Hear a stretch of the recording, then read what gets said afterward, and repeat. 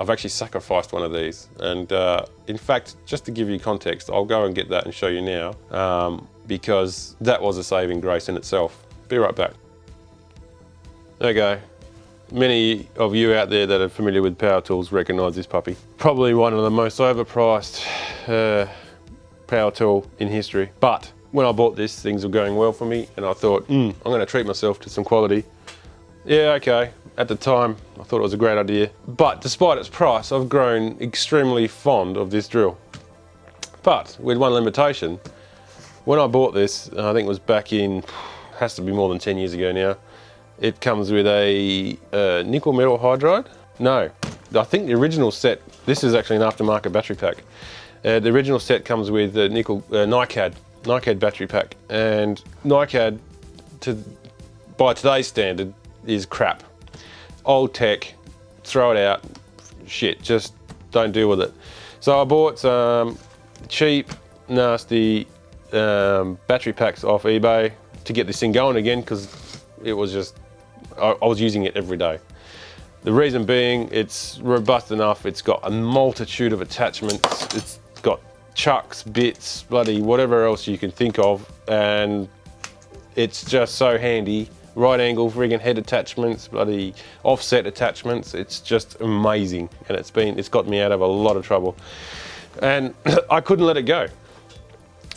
Not so much the price I paid for it originally, like I think from memory, back in the day, it was in excess of 700 bucks. And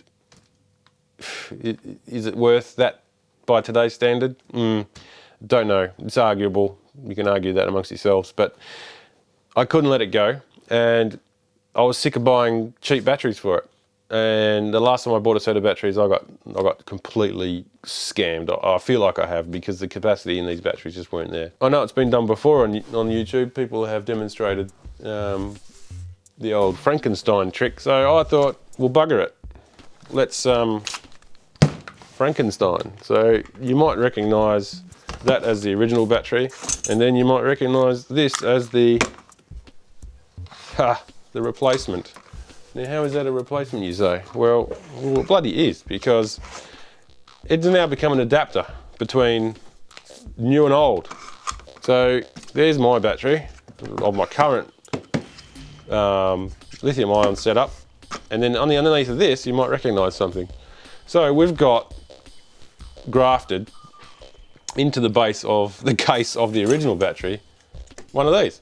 Now, I don't actually have access to the functionality of the USB, but in hindsight, carving the back of that out, you could probably still have access to it. But for me to get my drill up and running again, I've just made sure that slides on there, and then we get that on there, and then we have, although it looks pretty awful, we've got life brought back to our handy little drill. It weighs a ton, but you know, if you're a real man, you don't complain about the weight of things. It's